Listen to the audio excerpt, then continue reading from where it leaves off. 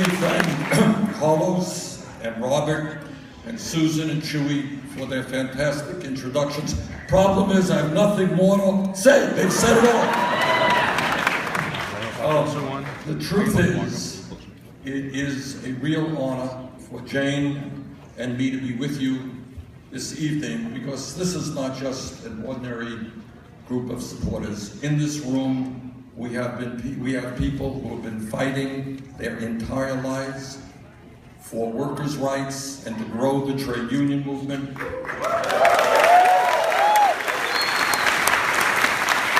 People who have been fighting for civil rights and racial justice and to reform our criminal justice system.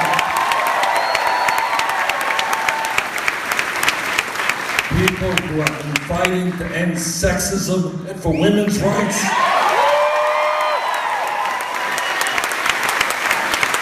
People who have been fighting for immigration reform.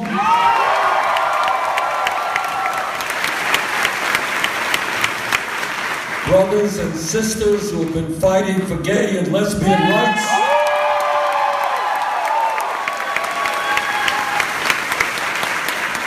People who have dedicated their lives fighting to save the planet against climate change.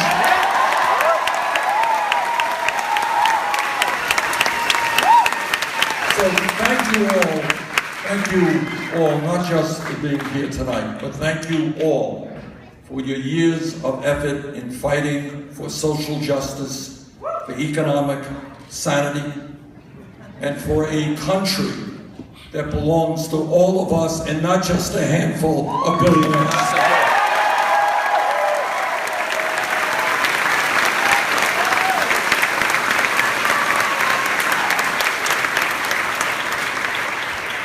We began this campaign about 3.5 months ago. And when we began, people said, well, you know, it's interesting, but obviously this is not a serious campaign.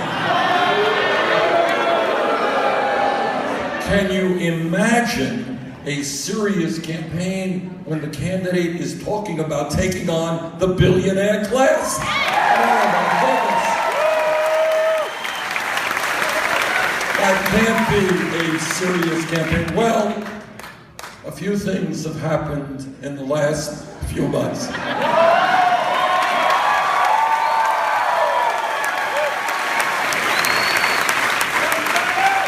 Just last week, we were on the West Coast. We had 15,000 people out in Seattle, 28,000 people out in Portland, Oregon, and 27,000 people out in Los Angeles.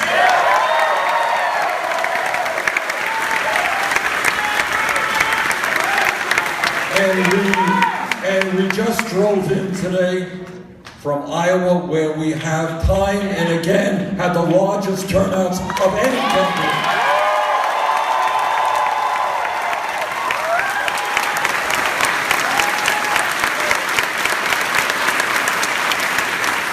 And as you may know, there is at least one poll which now has us winning in New Hampshire.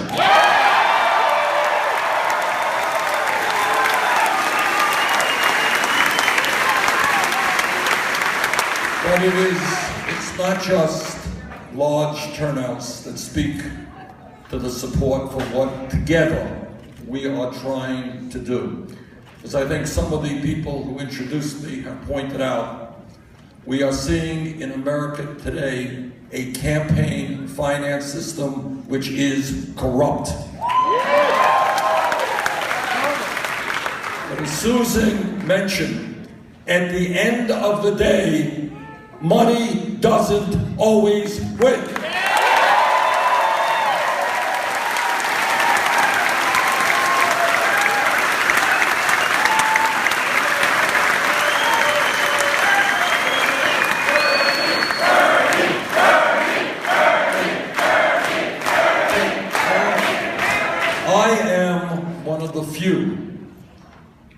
Candidates for president who does not have a super PAC. And the reason The reason that I don't have a super PAC is I don't believe in the agenda of corporate America. I don't believe in the agenda of the billionaire class, and I don't want their money.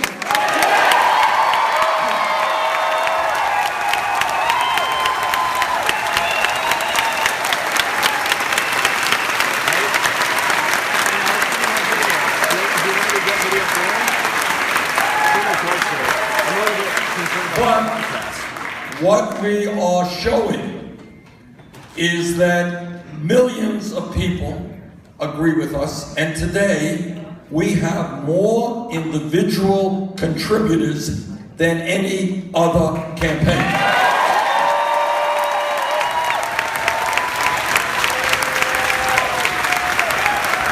And here's what moves me very much. We have now over 350,000 people who have made a contribution. And do you know what the average contribution is?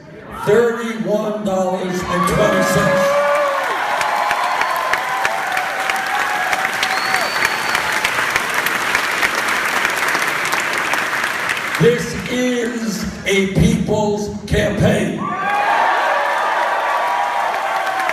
And we will win because millions of people are prepared to come together and say that in this great nation, we are not going to have a government controlled by a handful of the wealthiest people in this country.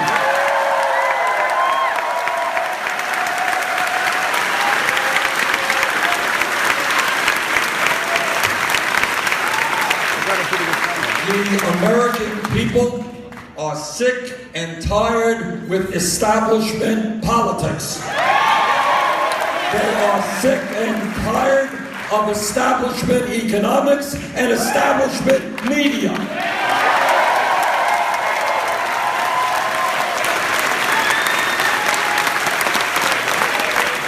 The people of this country, all across this country, understand that corporate greed is destroying our economy and that it is unacceptable and un-American that almost all new income and wealth is going to the top 1%, and together we are going to change that.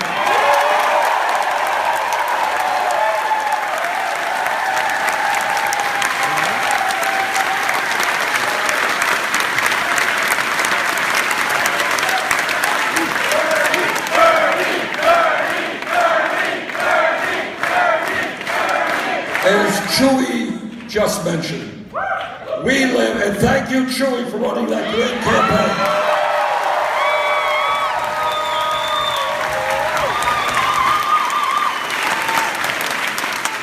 As Chewy just mentioned, we live in the wealthiest country in the history of the world. But very few Americans know that, because almost all of that wealth and almost all of that income is going to the top 1%.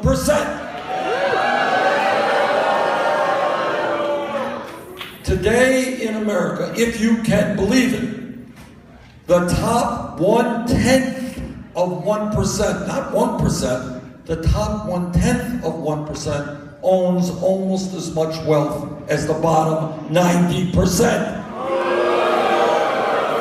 Today in America, one family, the Walton family of Walmart, owns more wealth than the bottom 40% of the American people. In the last 2 years, the 14 wealthiest people in this country have seen their wealth increase by $156 billion. That is more wealth that is owned entirely by the bottom 130 million Americans. We are living in an economy which is rigged. The very rich get richer and almost everybody else gets poorer. We need an economy that works for working families and not for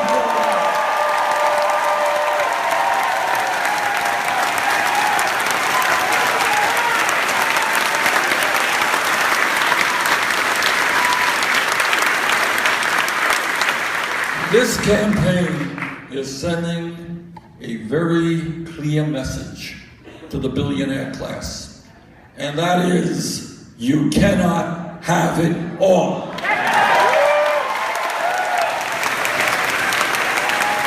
We are not going to allow you to get huge tax breaks when children in America go hungry.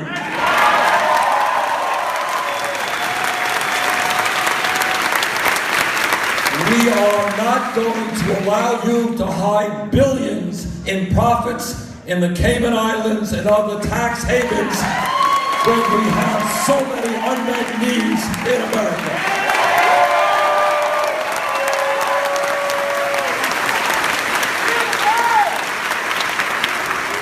Corporate CEOs and billionaires, listen up. You are going to start paying your fair share of taxes.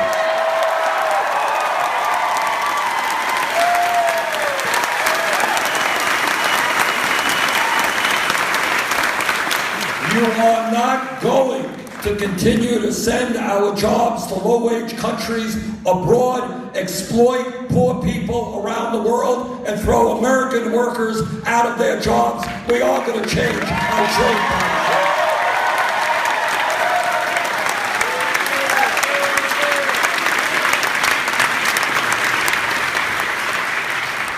One of the fun things about running for president, there are a few.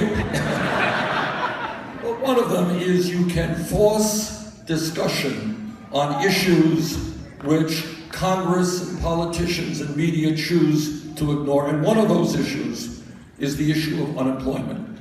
Every month, federal government issues a report which talks about official unemployment, which is now 5.3%. There is another report which includes those people who have given up looking for work and those millions of Americans who are working part-time when they want to work full-time. And when you add that together, real unemployment is 10.3%. And let me tell you something even more frightening, which we never talk about. I asked the Economic Policy Institute to do a study for me on youth unemployment, real youth unemployment. Kids 17 to 20 who graduated high school. This is what they found. For those kids who are white, real unemployment, 33%. For those kids who are Hispanic, real unemployment, 36%. For those kids who are African American, real unemployment, 51%. You know, we have more people in jail than any other country on earth. And one of the reasons is that we got 5.5 million young people from my state of Vermont to Chicago to San Francisco. Kids who are not in school, kids who are not working. In my view, it makes a hell of a lot more sense to be investing in jobs and education than jail or California.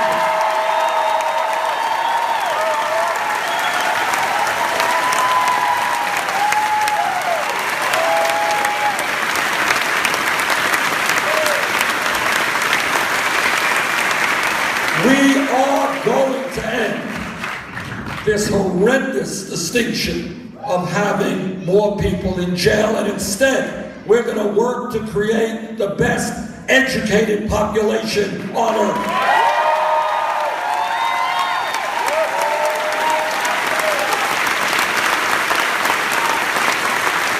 Brothers and sisters, when we talk about the economy, we're talking not only about this grotesque level of income and wealth inequality, we're not only talking about this horrendous level of youth unemployment. What we are also talking about is that in my small state of Vermont and here in Illinois, there are millions of people all over this country who are working not one job, they're working 2 jobs, they're working 3 jobs in order to bring in enough income to feed their families and maybe get some health care. And the reason people are working such long hours is that wages in America are much too low.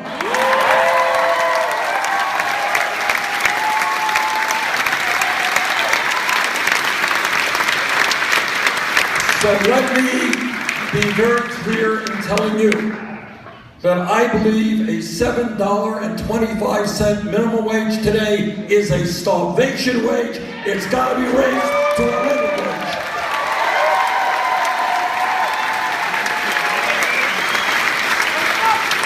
And that is why I believe we have got to have a national minimum wage of $15 an hour.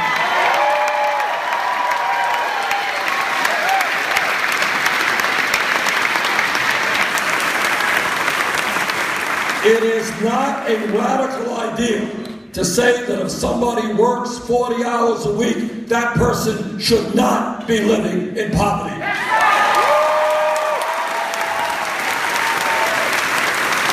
And by the way, you will notice how rarely politicians or the media talks about poverty. Talks about the struggles of 45 million Americans today trying to survive, trying to put food on the table, trying to put gas in the car in order to get to work, trying to pay the electric bills. We are going to talk about poverty, and we are going to address the issue of poverty.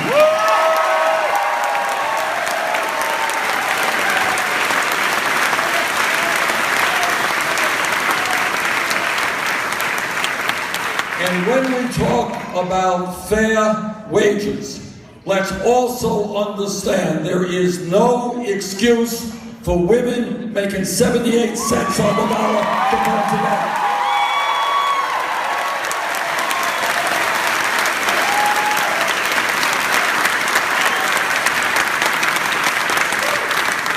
Guys, we have got to stand with the women and fight for pay equity.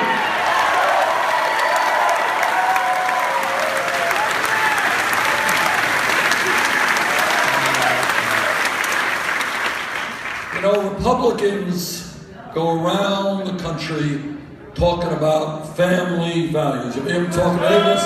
They stay up nights worrying about families. But you know, and I know what they mean by family values. What they mean is that women in America should not be able to control their own bodies. I disagree.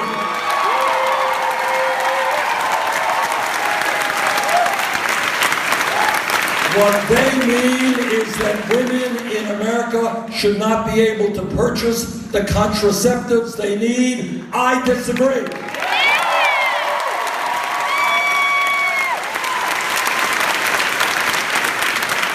What they mean by family values is that our gay brothers and sisters should not be able to get married or enjoy the other benefits of American life. I disagree.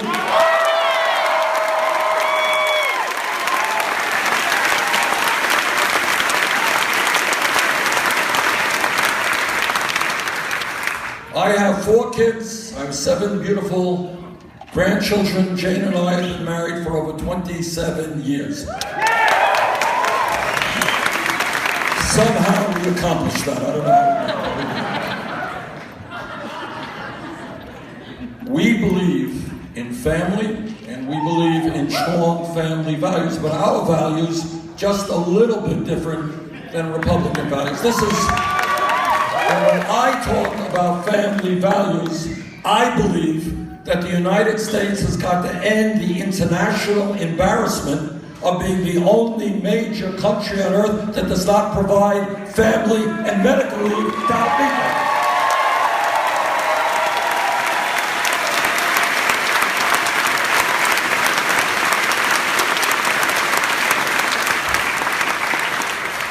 Today in Chicago, today in Vermont, today in LA, a woman is giving birth. And for all of you who are parents, you know what an extraordinary day that is. It's one of the momentous days of your life. You're never going to forget it.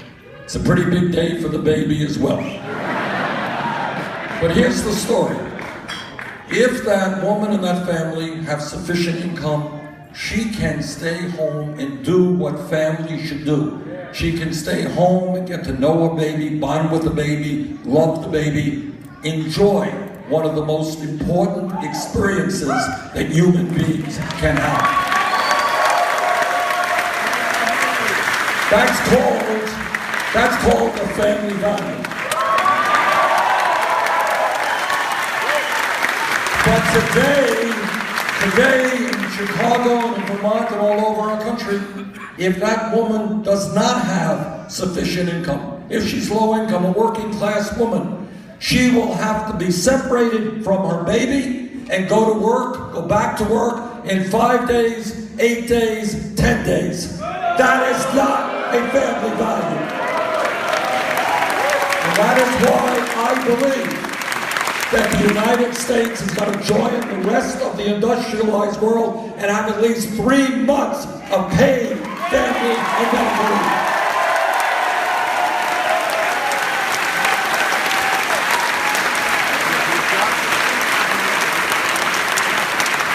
And on top of that, we will not and cannot continue to be the only major country on earth that doesn't provide paid sick leave to all of our workers.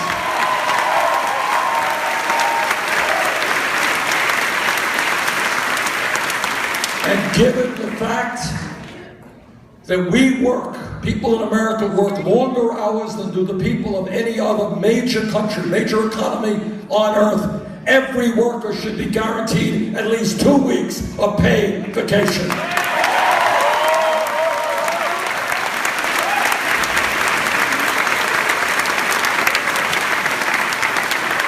I don't have to tell anybody here, especially public officials, that the infrastructure of the United States of America, which once, by the way, was the envy of the world in terms of our roads, bridges, water systems, wastewater plants, rail, airports, levees, dams, all over the world. People came to America to find out how you do it.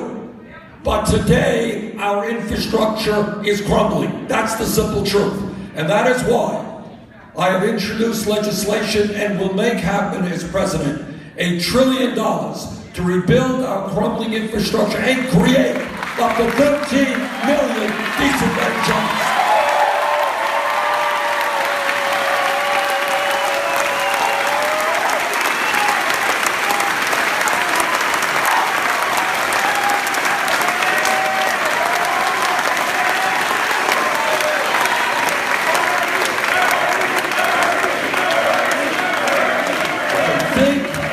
What America looks like when all over this country, millions of people are hard at work, rebuilding our roads and bridges, creating the best rail system in the world. Okay? And that's what we've got to fight for. But when we talk about jobs, it is not only the need to create millions of decent paying jobs, we must stop the hemorrhaging of jobs due to our disastrous trade policies.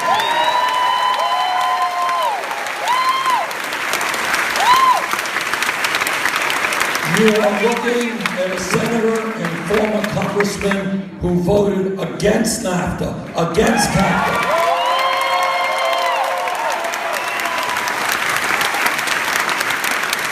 I am going to help lead the effort against this disastrous Trans-Pacific Partnership.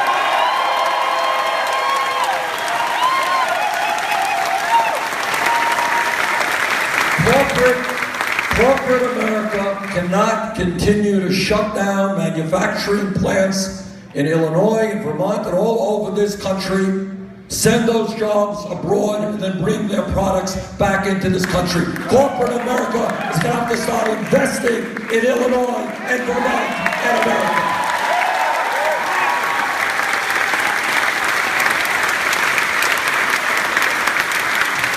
Brothers and sisters, when we talk and use words like greed, fraud, dishonesty, arrogance, these are just a few of the adjectives to describe Wall Street. All of you know that the greed, the recklessness, and the illegal behavior of Wall Street drove this country into the worst economic downturn since the Great Depression. Millions of people all over America lost their jobs, lost their housing, lost their life savings.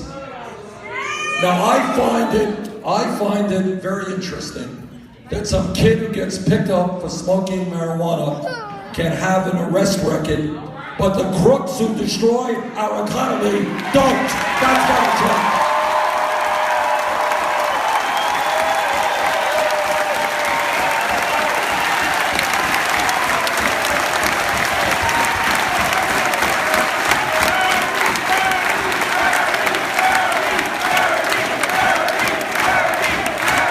7 years ago, the middle class of this country bailed out Wall Street because the banks were too big to fail. Yet today, interestingly, 3 out of the 4 largest financial institutions are 80% bigger than before we bailed them out because they were too big to fail. The big banks issue 2/3 of all credit cards and 35% of all mortgages. In my view, if a financial institution is too big to fail, it's too big to exist. Break it up!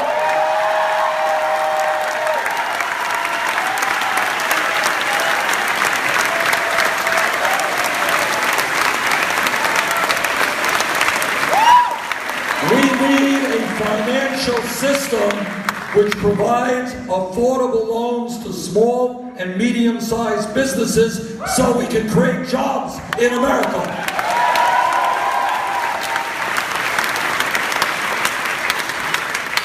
Brothers and sisters, let me be as blunt as I can in telling you, if I haven't been blunt enough, but in telling you what you already know. And the issue that people very often ask me, they say, well, Bernie, what is the most important issue? And it's hard to say because all of these issues are so enormously significant. But there is one issue which impacts every other issue. And that is as a result of the disastrous Supreme Court decision in the Citizens United case.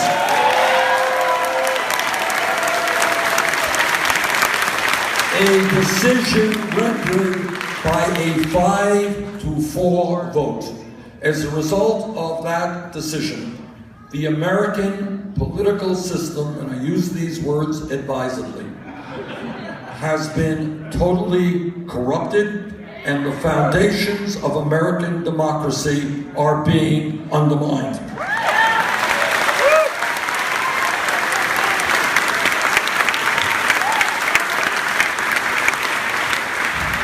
What the Supreme Court said in this 5-4 decision, it said to the wealthiest people in America, okay guys, you already own much of the American economy.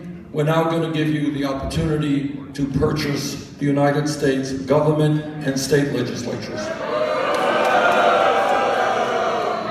And that is precisely what they are trying to do. Just think for a moment what in virtually every case, super PACs run by millionaires and billionaires will have more money into this campaign than the candidates' own fundraising capabilities, which means that their campaigns will be dominated by billionaires and millionaires. Think for a moment, and I want you to think hard about this, what it means in an American democracy, in a democracy where people have fought and died to preserve the right of everybody to participate. You have one family today, the Koch brothers, an extreme right-wing family. This is a family who was on record in wanting to destroy, not cut Social Security, not cut Medicare, not cut Medicaid, but end Social Security, Medicare, Medicaid, the EPA. They are not opposed, just opposed to raising the minimum wage. They want to abolish the concept of the minimum wage so workers in America can work for $3 or $4 an hour. This one family will be spending in this election cycle at least $900 million That is more money than either the Democratic Party or the Republican Party will be spending. When you have one family, second wealthiest family in America, spending more money than either of the two major political parties, brothers and sisters, this is not democracy, this is oligarchy.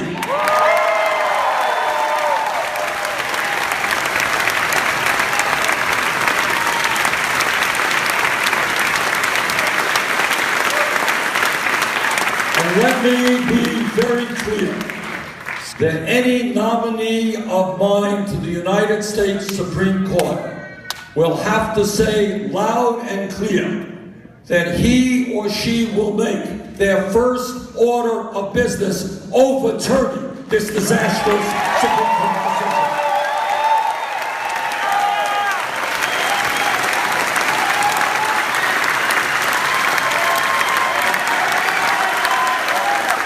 And furthermore, we have got to go further than that. What we need to establish, I want this country to have the most vibrant democracy in the world. That means I want us to have one of the highest voter turnouts, not one of the lowest. I want a situation where anybody in America, progressive, conservative, moderate, somebody who has some ideas they want to get out, somebody who wants to serve in public life, I want them to be able to run for office without having to beg billionaires for money.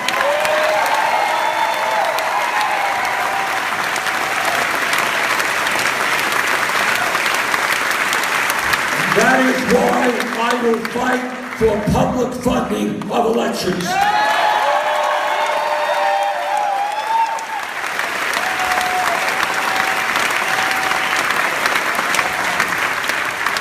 A few weeks ago, I was at an event with Martin Luther King III and people in the Southern Christian Leadership Conference, celebrating the 50th anniversary of the Voting Rights Act. And all of you know what that act was about, signed by Lyndon Johnson. And what it was about is after Selma, when we saw people nearly killed and beaten, after millions of people stood up to demand equal rights for everybody in America, regardless of the color of their skin, the Voting Rights Act was signed, which says that everybody in America is going to participate in the political process. Doesn't matter who you are or what the color of your skin is. But you all know that just a couple of years ago, Supreme Court gutted the Voting Rights Act. And literally, hours after that Voting Rights Act was gutted, you have Republican governors and state legislatures moving aggressively to suppress the vote. Now, apparently, these politicians don't believe that their ideas resonate with their constituents. They don't believe that they can win a fair election. They are political cowards.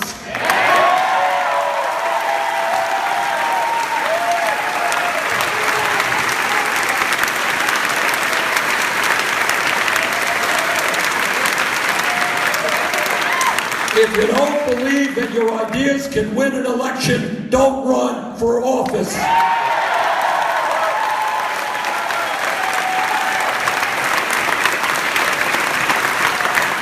Don't come up with bogus, phony reasons to deny people of color, low-income people, elderly people the right to vote.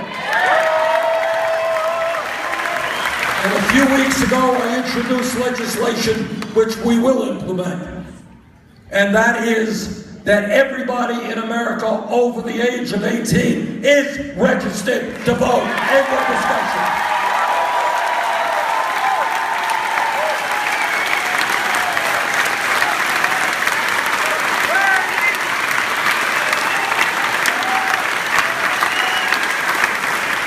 Brothers and sisters, you all know that we live in a highly competitive global economy and that we need the best educated workforce in the world.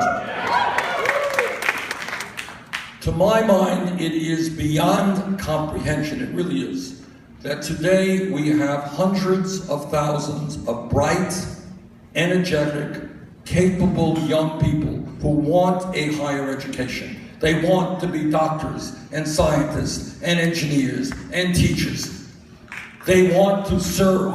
They want to grow intellectually as much as they can, but they cannot get a college education for one reason, and that reason is their family doesn't have enough money. That's crazy. It is unfair to them. It is unfair to the future of America.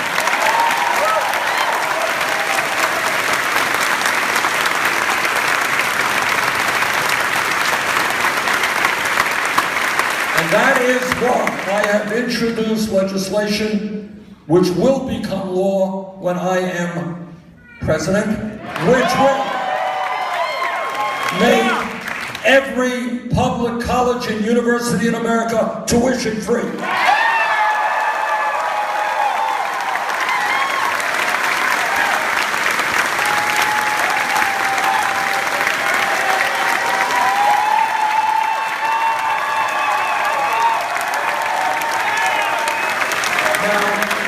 This is important, obviously, not just the kids who are going to high school, who are having trouble paying for college. It's very important to them, but this is how revolutionary that concept is. Right now in Chicago, there are kids in the 4th and 5th grade whose mom or dad never went to college, which was my situation as well. My parents never went to college. These kids may not know anybody who went to college. And for these kids, the idea of someday going to college is a dream millions of miles away. But, if those kids know today, in the 4th grade, in the 6th grade, that if they study hard, if they take school seriously, if they know that they do their work well, they will be able to get a higher education regardless of the income of their families.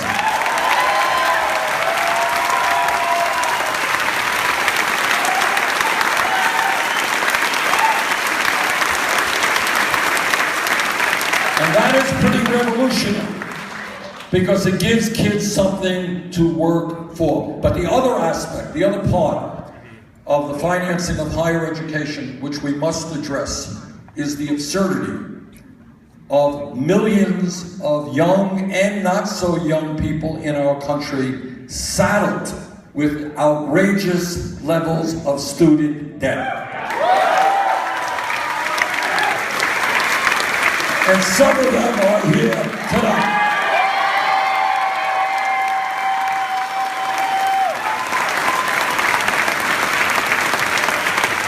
We have millions of people who are paying off $50,000 in debt, paying off $100,000. I talked to this young man.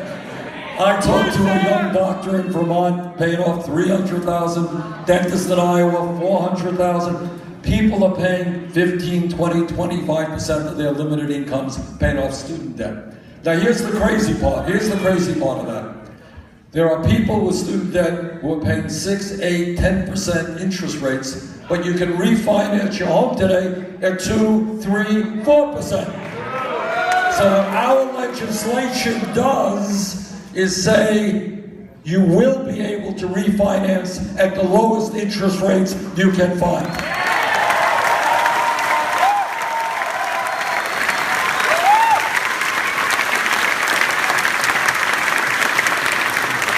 And what it also says is that we're going to get the United States government out of the business of profiteering on student debt.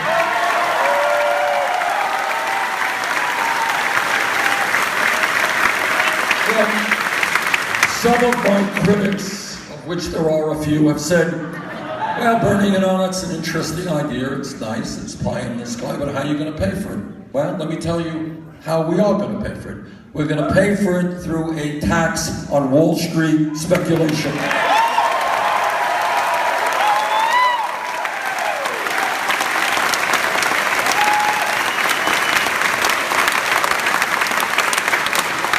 When Wall Street collapsed, the middle class of this country bailed them out. Now it is their time to help the middle class of this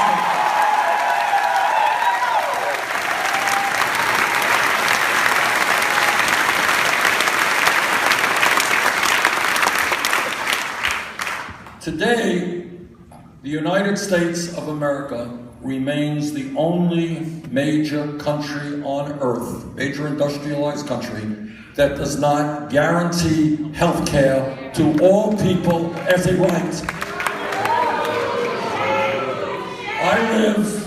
Jane and I live 100 miles away from Canada. They have health care for all people.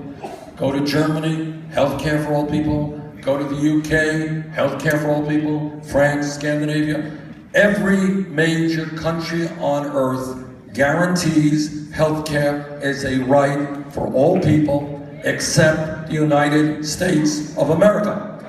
Today, despite the gains of the Affordable Care Act, we continue to have 35 million people uninsured, and many of you are underinsured with high deductibles and high copayments.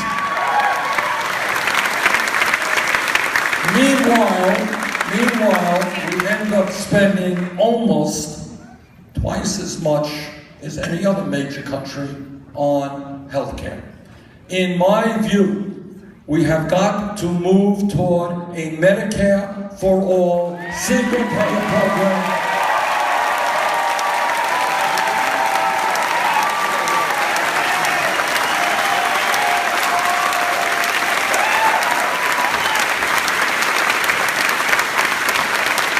And when we do that, I mean, it's hard to imagine what it will mean for this country. Can you imagine people not hesitating to go to the doctor when they're sick? Not worrying about being bankrupt when they have to go to the hospital? Can you imagine what it means to workers who will say, you know what? I don't have to stay at this crappy job. I can leave it and I'll have health care.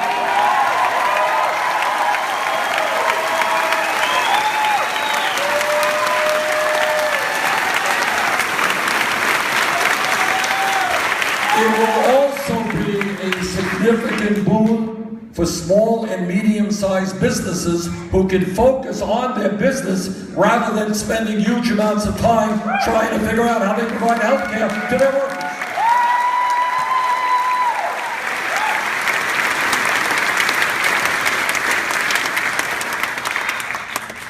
Now, I don't have to tell anybody in this room that over the last many decades, our country, we should be very proud of this, we have made huge progress, significant progress in becoming a less discriminatory society. In 2008, if we were here 30 years ago and somebody said, well, in 2008, some guy from Chicago with a funny sounding name would be elected president of the United States, who was African American, you would have said, people in the room would have said, that's crazy, because America has a long history of racism, and we haven't advanced that far to elect a black guy to be president. It happened, and he was re-elected, and we should be proud of him.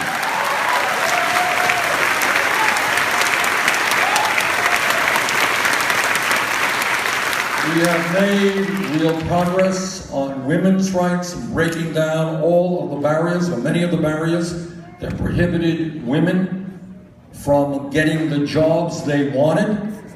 And we have broken down those barriers in politics as well. So we've made progress. Obviously, we have a long way to go.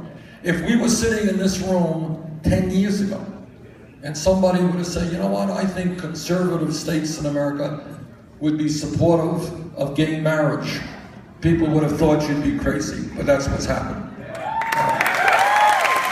So we should be proud of the progress that we have made, but we should also be very knowledgeable that we still have a long, long way to go. I know that I speak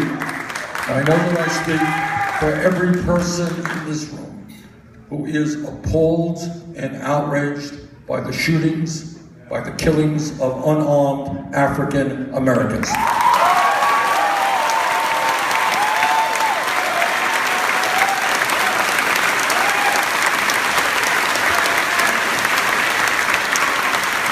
do not want to see, I know you do not want to see any more of those videos of a black woman being thrown out of her car, thrown to the ground, and then her name is Sandra Bland. Trust me.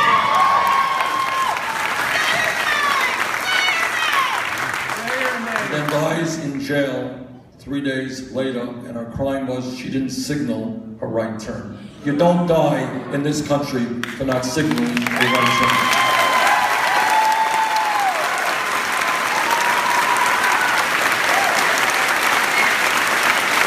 And if you're Samuel DeVos, you shouldn't get shot in the head for not having a license on the front of your car.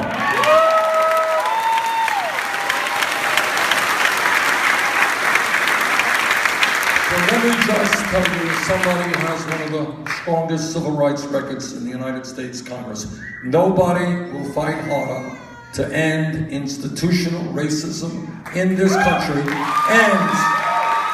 and equally important, reform our broken criminal justice system.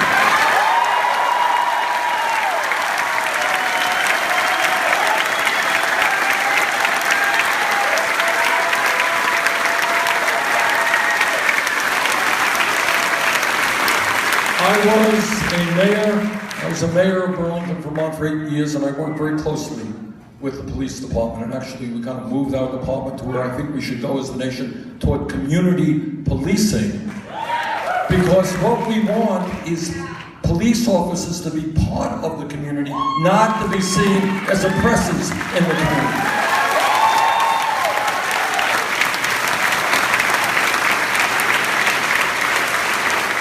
And I will tell you, as somebody who worked hard with our police department, being a cop today is not an easy job, and most cops try hard to do the right thing. But if a police officer breaks the law, like any other public official, that police officer must be held accountable.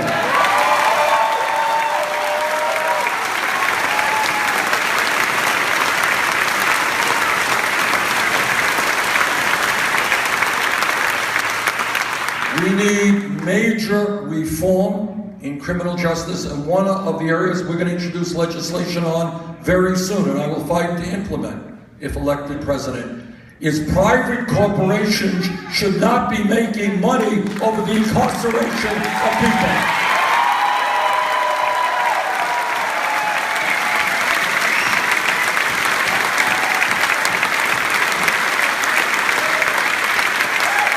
We need to take a hard look at minimum sentencing laws.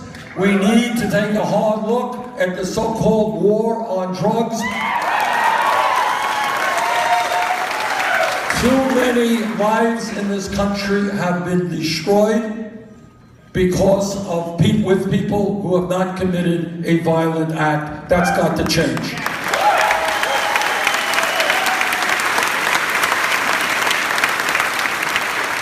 And for those people who are in jail, we have got to find a way for them to return to civil society.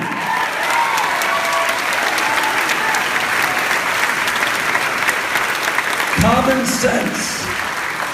sense tells us that if somebody is let out of jail with no money, no job, no education, no housing, the likelihood is overwhelming that person will end up back in jail. That's crazy. That has got to change.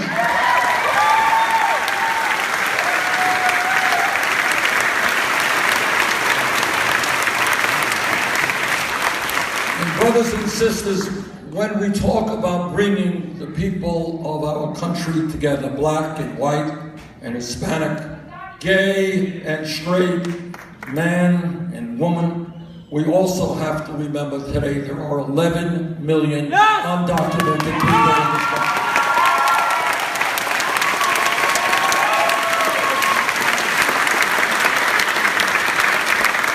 And many of these people are being exploited.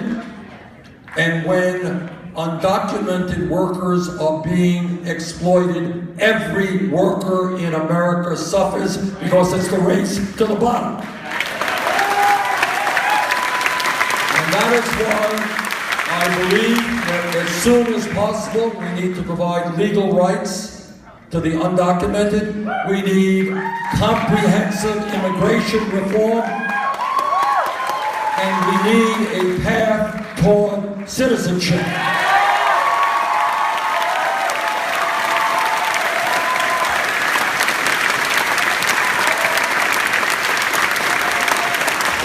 I was in Phoenix, Arizona last month, and after the rally that we had, about a half a dozen young Hispanic kids came to meet with me. And tears were rolling down the eyes of these kids who were scared to death that they would be deported or their moms or dads would be deported. Our job is to bring families together, not divide them.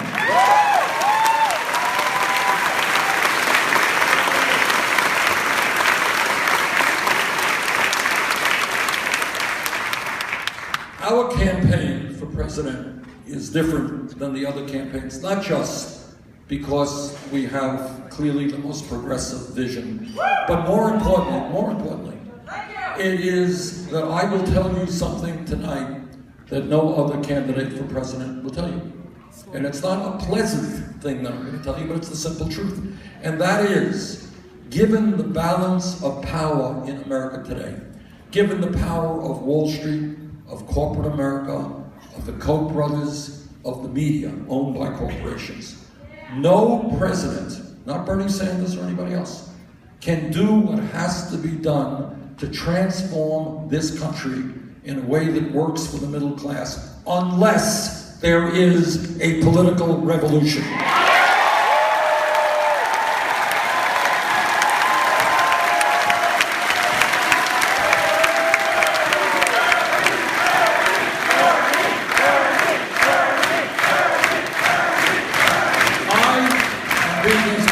As I can with you. It doesn't make any sense for me to get elected president if we can't bring about the change that we need. And we cannot bring about the change that we need unless millions of people are actively involved in the political process, unless millions of people stand up and say enough is enough.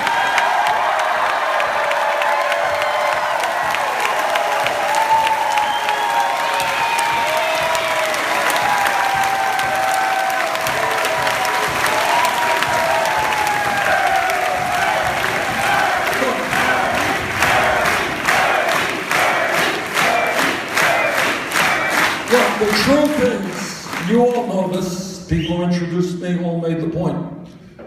People who own America have enormous power.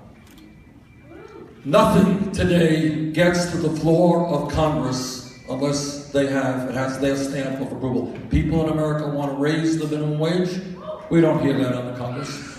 People of America demand that the rich and corporations pay their fair share of taxes. What gets to the Republican Congress are more tax breaks for billionaires. The American people want to expand Social Security. Republicans want to cut Social Security. The American people want us to create more jobs. Republicans want us to cut jobs.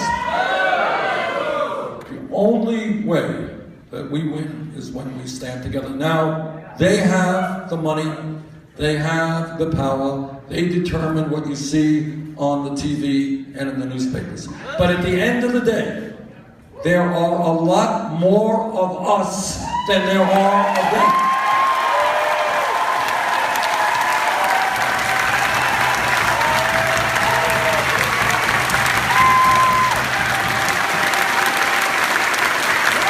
And if we don't allow them to divide us up by race, by where we were born, by sexual orientation, by whether we're a man or a woman, when we stand together, there is nothing we cannot accomplish.